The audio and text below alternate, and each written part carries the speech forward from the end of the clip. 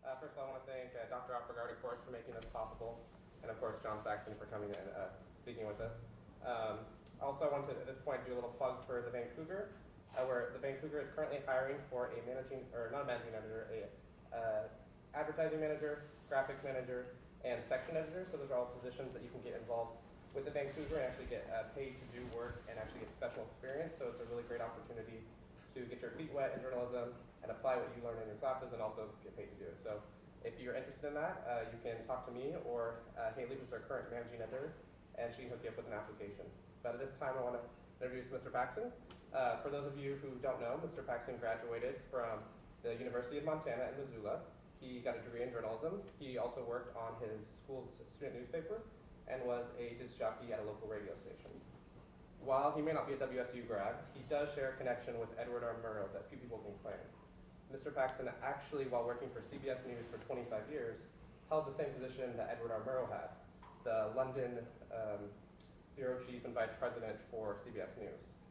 In his time at CBS, Mr. Paxson also won 3 Emmys, covering such stories as the Oklahoma City bombing, as well as the death of Princess Diana. In his current role as news director of Murrow Public Media, Mr. Paxson oversees the news operations for the 15-station network, which includes Northwest Public Radio, as well as Northwest Public Television. His current work concerns increasing the amount of regional news within Northwest Public Radio, as well as developing a training program for young radio journalists. We are fortunate enough to have him here with us today to discuss the skeptical news environment, as well as reporting on breaking news. So at this time, please join me in welcoming Mr. John Paxson. Thank you. Nicely done. Thank you. He tells lies really well. He's got a good career in journalism ahead of him. Is that? Okay, we're there. It's a pleasure to be here. I'm not an academic. I was, 35 years in the news business. And what I've hoped to do over the last couple of years is bring some of that news experience to students who are looking at setting out on a news career. And I was brought in at Washington State, the Edward R. Murrow College of Communication, to set up a teaching hospital, which is basically a shorthand for a method of getting people jazzed, turned on by what they're studying, and involved really early in the process. I walked in and Dean Pintek, the founding dean of the school, and I talked about what we were seeing, and that is that journalism programs basically go da da da da da da da da da da da for the freshmen, sophomores, and sort of mid-junior year they start going da da da da da da da, and by the time you're a senior, maybe you get into the good stuff. You know, maybe you get an internship. Maybe you get to run a camera. Maybe you get to go out on stories.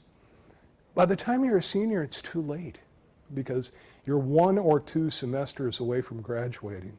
And you can work really fast, but in 1 or 2 semesters, you're not going to learn the hands-on techniques that employers are looking for. You're not going to be able to put together a reel or a resume or a clip folder that employers would be looking for. It's sort of too late. So we're moving the focus to the freshmen. And we're doing it with a thing we've called the Murrow Boot Camp, which I have to say I copied, plagiarized from Fordham University in New York. It basically brings volunteer freshmen in, people who are interested in journalism. They don't need to be journalism majors or news people or anything like that. But people who are interested in it come in and do a 7 or 8 week, once a week, couple of hour course on what journalism's all about. And at the end of that, the kids will know who's turned on by it. We'll know who's pretty good at it. We'll call for volunteers and continually bring them back into the process. Our first Murrow Boot Camp ended about a month and a half ago. We had 20 volunteers. We had 20 kids come in. 1 person dropped out, which was a phenomenal rate to me. They stayed. 19 kids, 8 weeks later, and they're all going, okay, what's next? Can we keep this going? No, I've got a life to live here. But since then, I've gone back to him and said, okay, I need volunteers. November 6th, we set up, for the first time at Murrow, we set up an election newsroom. And our job was to watch all the election returns across the Pacific Northwest, write real copy to put on Northwest Public Radio live through the night. We started at 4 in the afternoon, we took it till midnight. We let National Public Radio, NPR, cover the national races. We covered the local stuff and did it through the night for 8 hours. And these students wrote the material and heard their material on the air. They loved it. Now, after the first of the year, we're doing a bi-weekly program. Bi-weekly means every 2 weeks. It took me 4 years of college to learn that. A bi-weekly television program called At Issue, which will be a news and current affairs half-hour show anchored by a professional anchor, put together by a professional staff. And I've asked for volunteers from the boot campers, and 10 have said they want to be involved in this. I'm going to advertise next week to the boot campers for 2 professional news writers. I need news writers to write news for Northwest Public Radio, All Things Considered, and what's the other one? All Things Considered, and what's the afternoon show? Or Morning Edition and All Things Considered. Sorry, duh. I have one writer writing news for each of those blocks with Northwest Public Radio, and we pay him. We pay him $15 an hour to sit in our newsroom and write news. And right now I have 2 seniors doing that.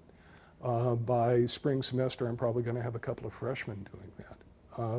I get up at 4:30 or 5 o'clock, get on the computer and start watching what they're writing and editing it. We talk it over at 5:30, 6 o'clock, and then we print and take it into the radio anchors. And then we do the same thing in the afternoon about 3:30. And it's real news going on the air, and it's being done by students. It's not pretend. One of the real problems, I think, in a college atmosphere is you pretend to do news. We know the difference between doing news and pretending to do news. This isn't pretend. It's real, and careers and livelihoods depend on getting it right, so the stakes are pretty high. Anyway, if I'm not making too much sense, it's because I got up this morning at 3:45 to edit radio copy. I want to talk about, can I move out of frame a little bit here? Thanks.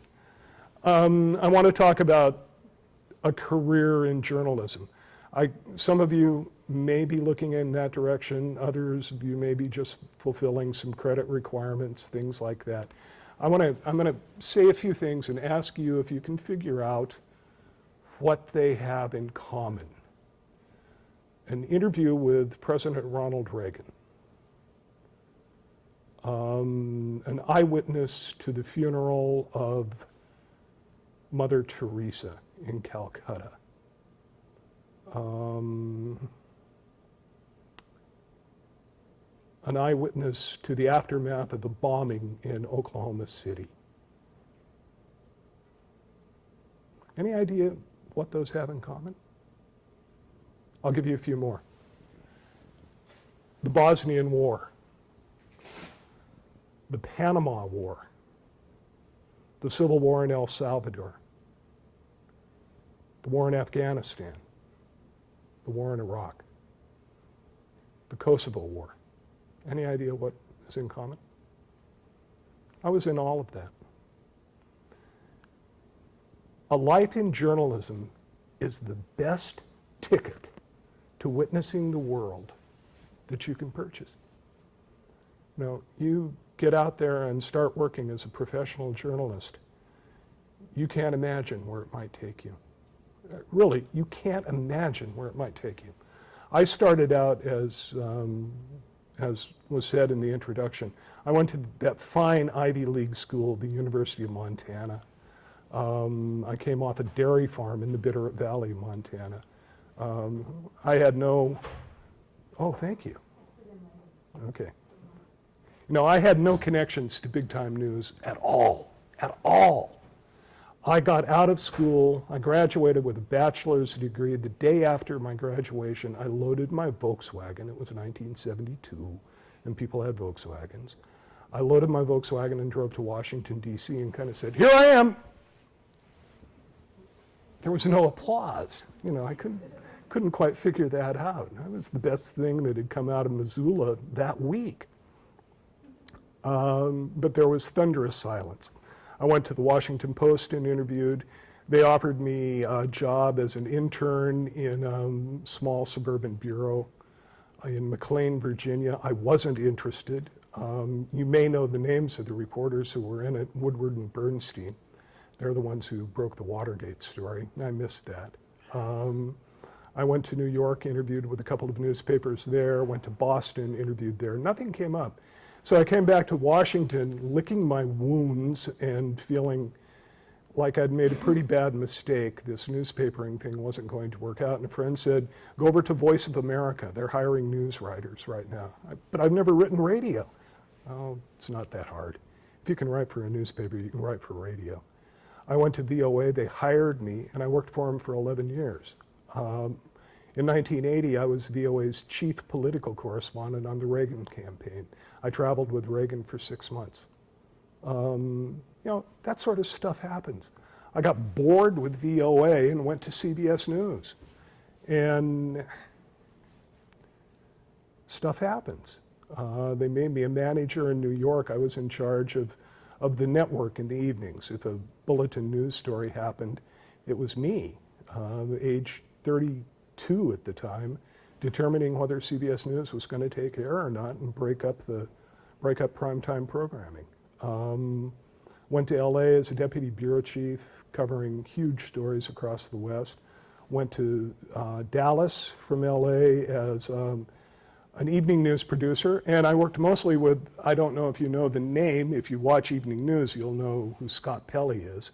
Pelley is the CBS Evening News anchor. Pelley and I worked together through a number of stories, and from there I went to London and became bureau chief in London. I was in that job 11 years. I ran CBS News outside the United States. You know, this all happened because I got in a green Volkswagen.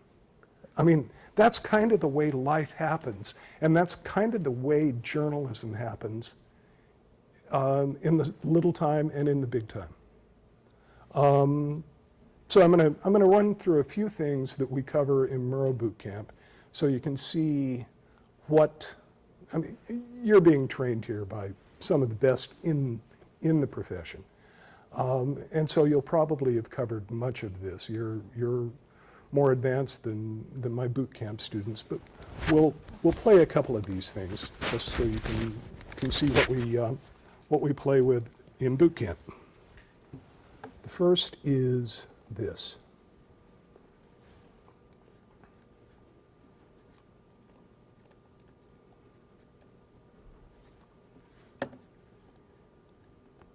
Okay, come on.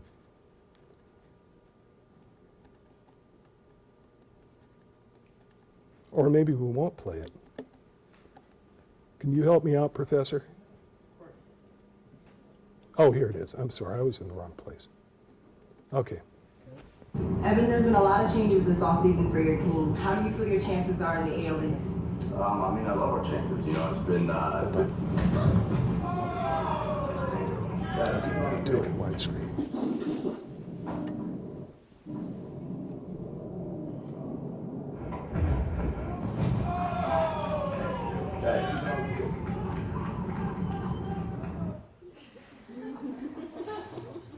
Pretty good news story, isn't it?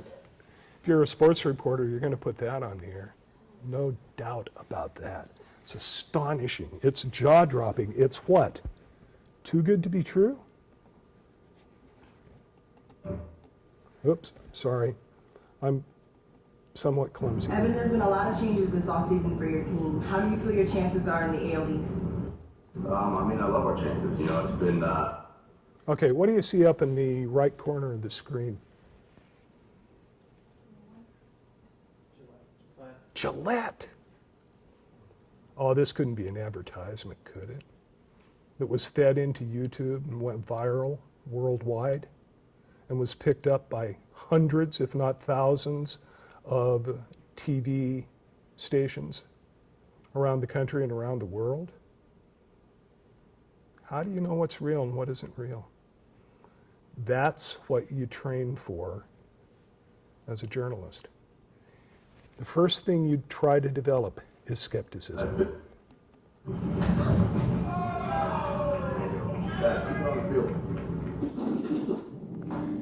If it's too good to be real, it's generally not real, which leads us to skepticism. Skepticism lives at the bottom, top, and sides of my heart and my brain. I don't believe anything. I really don't believe anything. You know, Obama says something to me. I say, yeah, right. Romney says something to me. Yeah, right. Prove it to me. You know, what I need to get across to you is how a journalist really looks at the world. The journalist looks at the world through eyes that don't see friends when they look at people in power. They don't see friends when they look at police forces. They don't see friends when they look at armies. I mean, you salute the flag and you're patriotic and you support the army and you support all of those things, but you don't see pals. You see stories. You know, what's out there? I mean, we had a thing recently at WSU, they named a new coach. You may have heard him in Leach. And I had some student reporters writing things about Leach. It's going to be a great year. We've got a new coach. It's a new beginning for WSU Cougar football. And I had to bring the students aside and say, hey, look, we're not cheerleaders for Leach. Look what cheerleading brought to the football program of Penn State University. Cheerleading and covering it up and averting your gaze destroyed it. So we're not cheerleaders. The other night, my freshman, Obama was declared president, and two of them whooped and started clapping. I said, not again in my newsroom. You know, not in a newsroom. These are the people we're chasing, not celebrating. It's our job in the way this society is structured to keep an eye on the people who govern us. That's our job. And to do that, you approach it with skepticism and with a lack of belief. I won't say disbelief, I'll say suspended judgment on who they are and what they stand for. You know, you're working for your parents. I suspect because you're in college, your parents are working pretty hard. You're working for them as journalists to protect them from people who would cheat them, would take advantage of them. You're working for the boys and girls who work at McDonald's for minimum wage. You know, you're their eyes. You're not the eyes of the Obama or the Republicans or the Foxes or the MSNBCs. You're the eyes of the kids working at McDonald's. And I don't think there's a higher calling in our culture than being, I take that back. I think there are callings that are as high, but I believe it's extraordinarily important in the culture we live in to have a free and responsible press. Now, skepticism, curiosity, mix curiosity with skepticism. You're driving down the road, good example. You look over, I make the drive from Pullman to Seattle frequently. And you go through an area where there are hundreds and hundreds of giant wind turbines.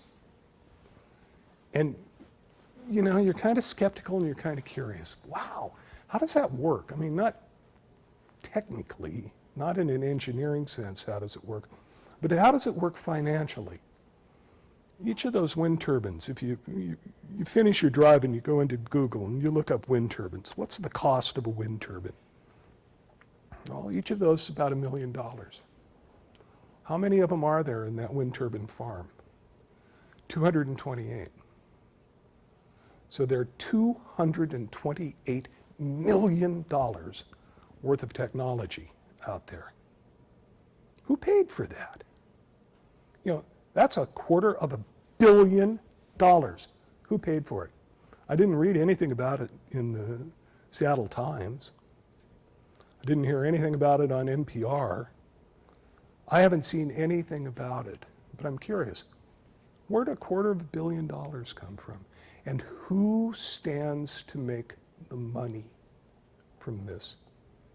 I don't know the answer to that. I'm trying to turn on a bunch of students to investigate it and see.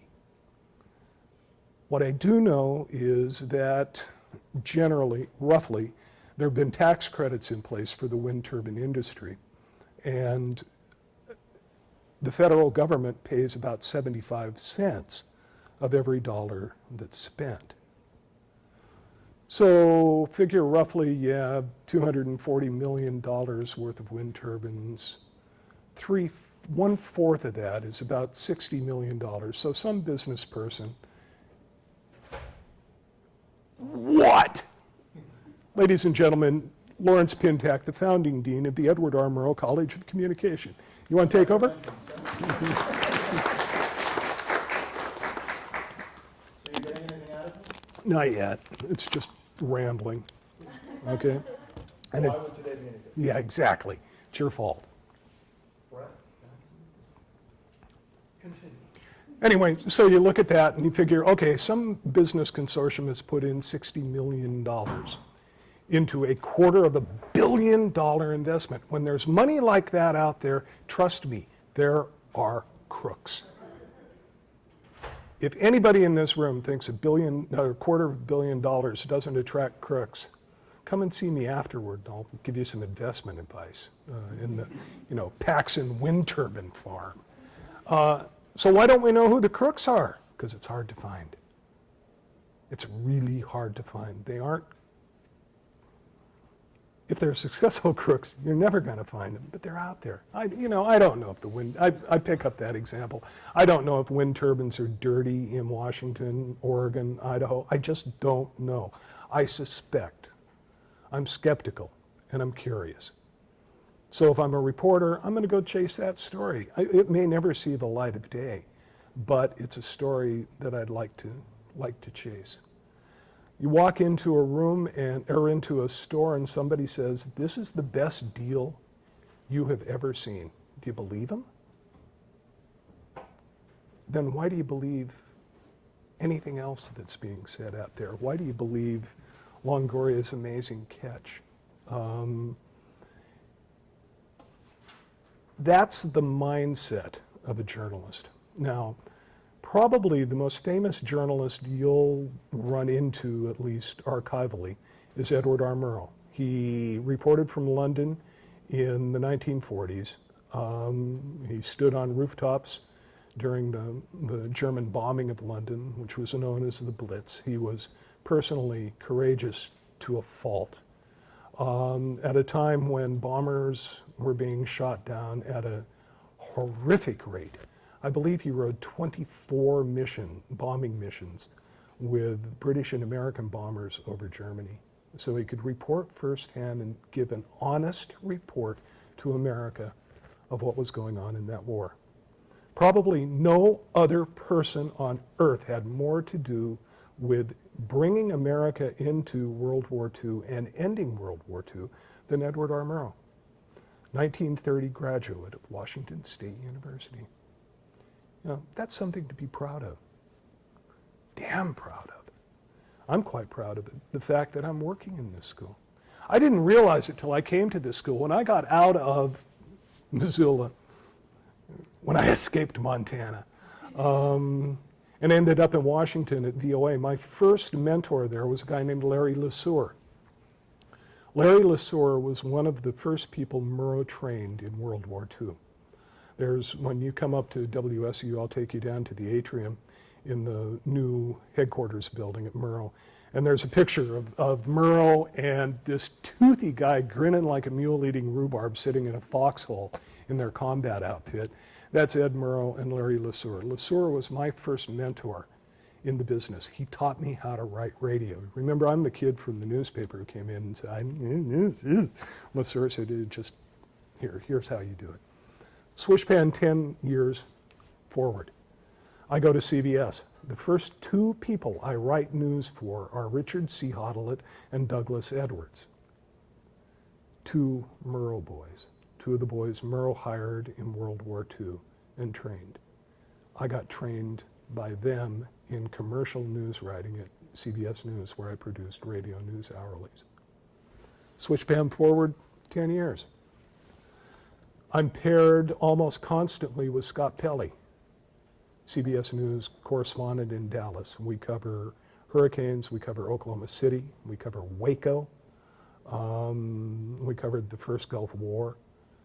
We were in Saudi Arabia when the Scuds came in and all sane people ran into the bomb shelters. Pelley and I ran out of the bomb shelters to get pictures and talk about rockets coming in live. Pelley modeled himself on Edward R. Murrow to a fault. At the same time, I started working constantly with Dan Rather.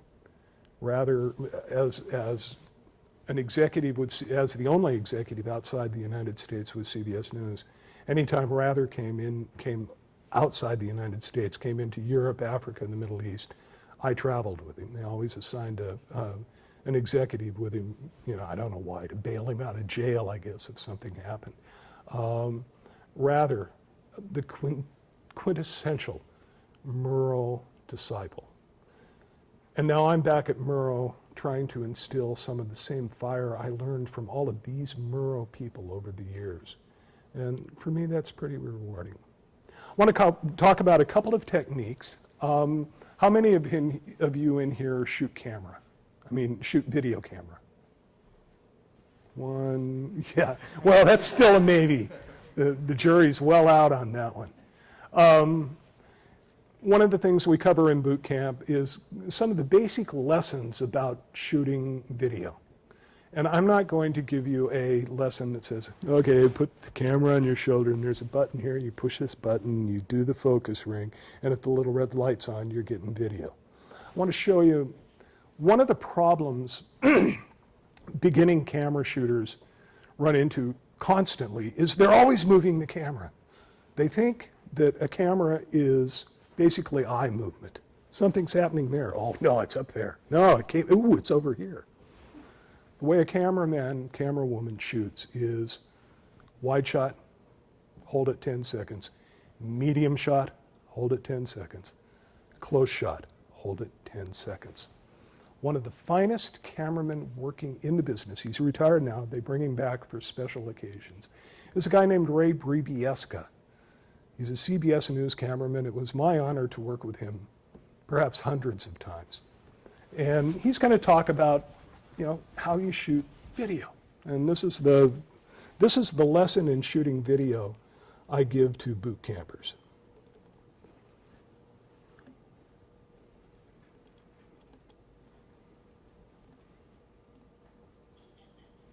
A correspondent candid with 60 Minutes, Lara Logan.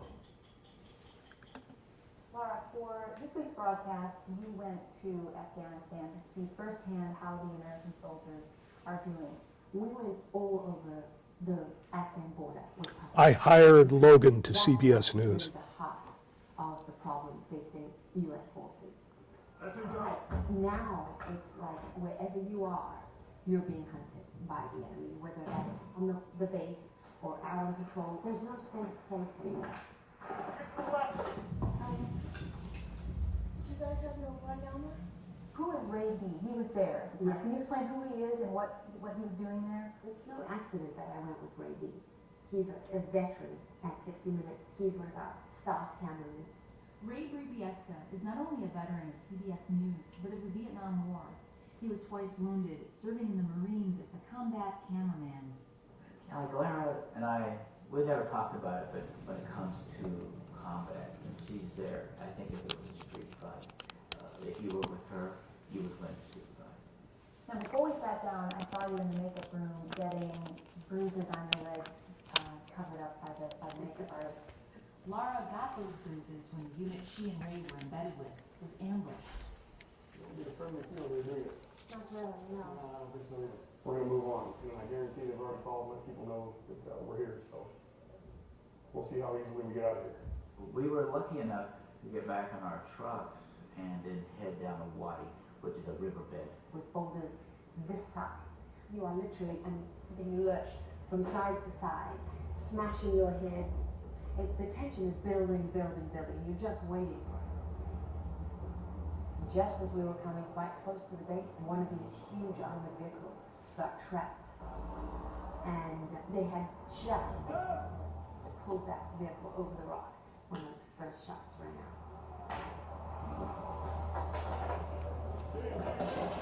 And what did you do? I ran for cover.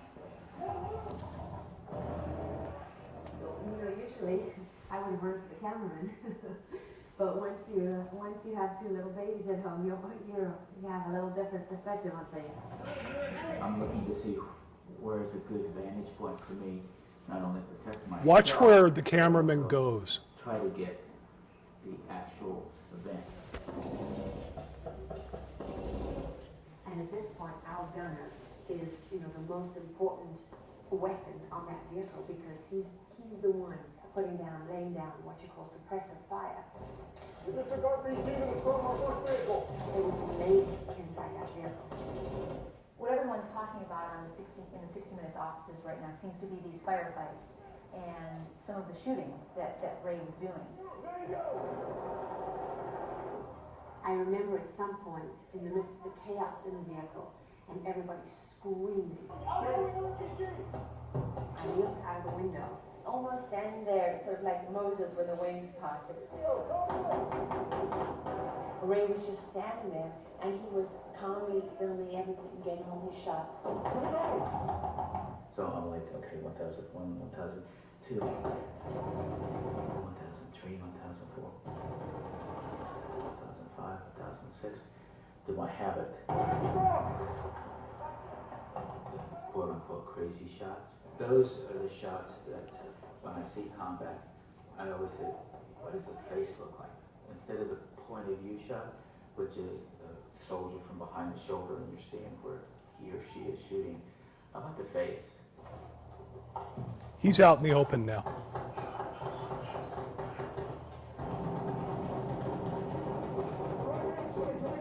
In order to get that, you have to be exposed. Sure. You're no longer behind cover. Right. Yeah. I've seen those faces before in Quezon. I've seen those faces before in Way. This is film that was shot by Ray in 1969 at another border between Laos and Vietnam. And I've never been able to capture them since. Why are you calling them crazy shots? Is that how I think once my friend, my family sees it, they'll say crazy shots. They really will. Get your track! Get your track!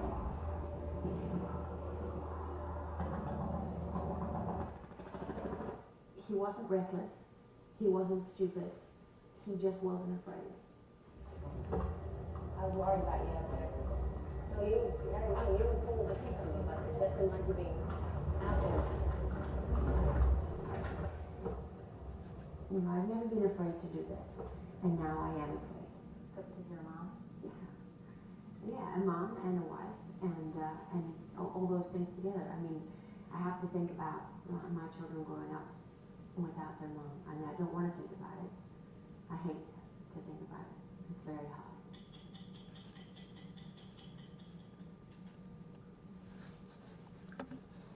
So that's what a cameraman does. In a war, that's what you do. Those things are dreadful to cover, and they're fun to cover. You get a camaraderie built up with a group of people covering a conflict like that. It's really quite extraordinary. It's also deadly, deadly serious. But these are some of the techniques and some of the values we try to teach the the boot camp kids. I'm going to play one more thing to show you. I think there are some very sophisticated digital artists in here,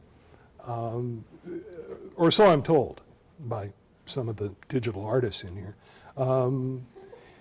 At Murrow, we're encouraging people to get news digitally news literate earlier and earlier. And this is a piece done by a first semester well-known celebrity and TV host Ellen Junior DeGeneres received a surprise last week when a freight box arrived on the front step of her stage covered in QR codes. The only items inside the box were a cover letter and a resume, but the codes led to this. Ellen seems the best people on your team, and that's why you should know I'm more than I see. Ellen is so proud to invite endeavor to be the best employee path forever. Washington State University graduate Erica Norris produced a video where she advertised herself via a resume wrap. Norris has aspired to working for Ellen since before she graduated this past spring. She took the risk and put herself out there to follow her dream. Erica just like makes her dreams come true, whether it's like something attainable or something like super crazy. Norris launched her first video over the summer. Then she revamped it for part 2 and sent that video to Ellen. Last week, the celebrity invited Norris to watch the Ellen DeGeneres show live in Los Angeles. After surprising Norris on stage with a $15,000 check from Apartment.com, Ellen surprised the recent grad once more. If I were to hire you, when could you start? Tomorrow. Okay. All right, then you're hired. After several months of production and waiting, Norris will begin work in November. For the Murrow News, I'm Ariana Kennis. Cool, huh? 2 cool stories there. One is the kid who got the job. The other is the junior who did that piece. She's had no training beyond 1 class in video production. She's had a few introductory classes in journalism, in writing. And she saw this story, loved it, and put it together. And that's pretty much the final product that came to the professor. That's the sort of thing that waits out there on a journalism major. And the things we've been talking here are the things that wait on a life in journalism.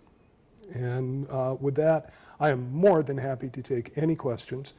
Because everybody's shy, there will be no first question. So who wants to ask the second question? Do we have any questions? You know, no things are off limits. You can ask about sex, drugs, rock and roll, paychecks, whatever you want to. Personalities, yeah, I think I'm being taped, so I think I won't talk about personalities. But yes, sir. It sounds like you move around a lot in this job and everything. How does that work if you want to? Are you basically going to be single for the majority of your life if you decide for a career in journalism, or is that something that kind of you? It's a great question because it cuts to the heart of the way you live. It's very difficult to maintain good relationships without an understanding spouse. Was married. I've been married twice now. I'm currently married, thank God, to a TV journalist. I mean, she, when we lived in London, she was a correspondent for ABC News, and I was the CBS News bureau chief. You know, the phone would ring for me in the middle of the night, and I'd say, I'm going to take this in the other room, dear, because there was a little bit of competitiveness between the networks. And you know, she'd be outside listening through the door. What's happening? And then suddenly we'd be going different directions. When Waco hit, the Waco's shorthand for a Branch Davidian shootout that occurred in Texas in 1991, where a bunch of ATF officers were killed by a religious nut. And 51 days later, the FBI and ATF counterattacked and killed 100 and some people in the compound. I was there 51 days. My wife, who was a CBS local reporter at the time came in and out, and we saw each other occasionally. We've had a very solid marriage, but it's tough.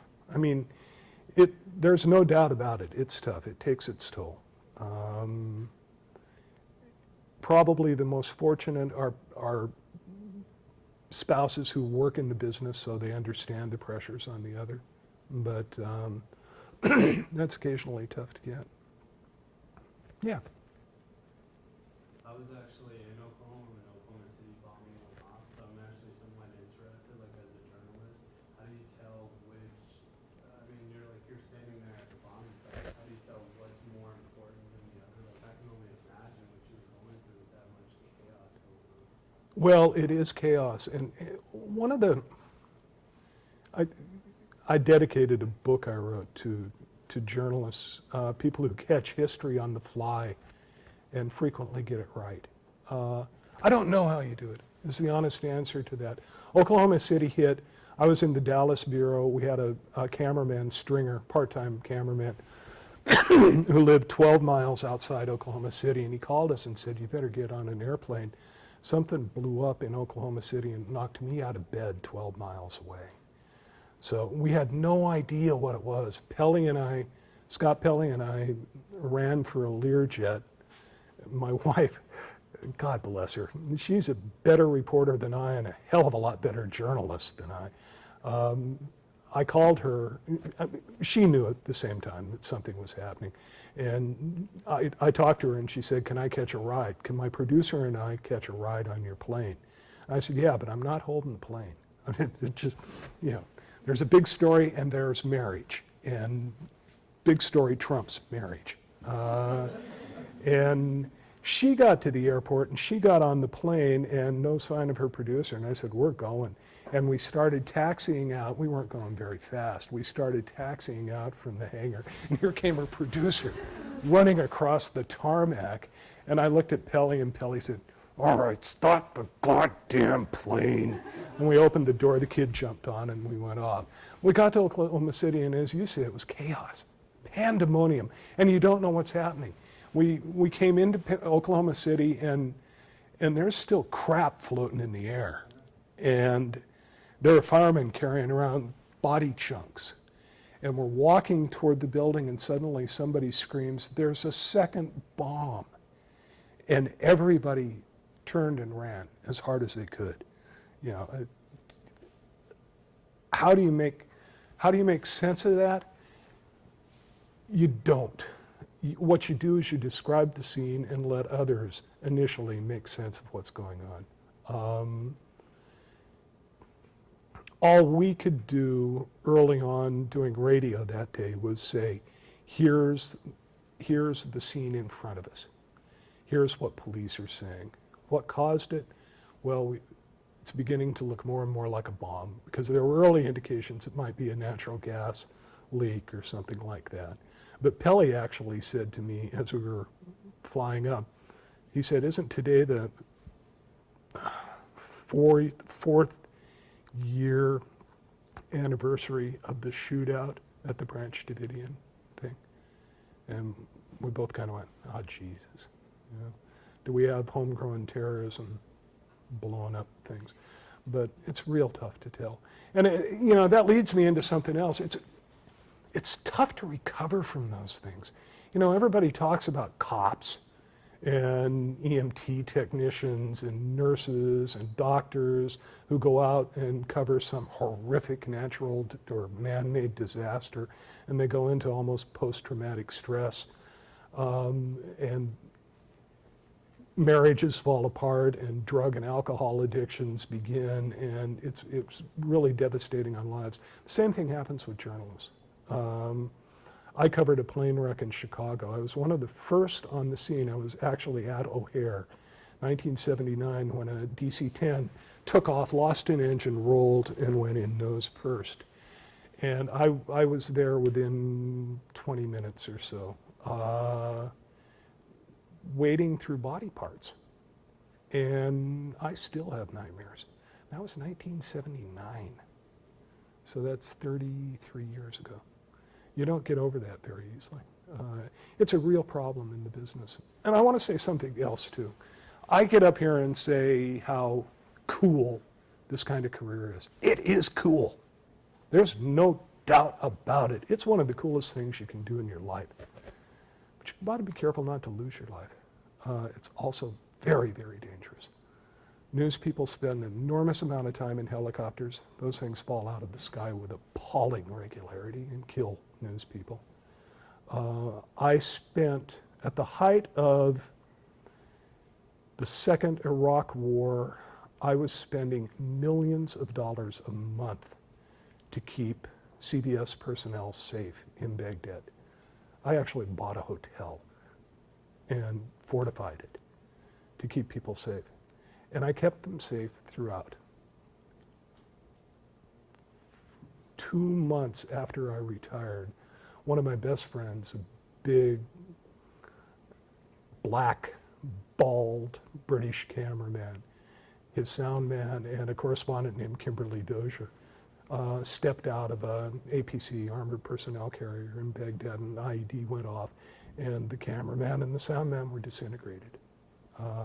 Dozier was mangled. She died, I believe the number, and I believe it's a true number. She died 32 times in a field hospital and was resuscitated. When they finally stabilized her, she didn't have any natural blood, they think, left in her body. It was all synthetic blood that they'd transfused to keep her alive. She recovered. She's now the security affairs correspondent for Associated Press in Washington. Look for her byline. You'll see it in the newspaper, Kimberly Dozier.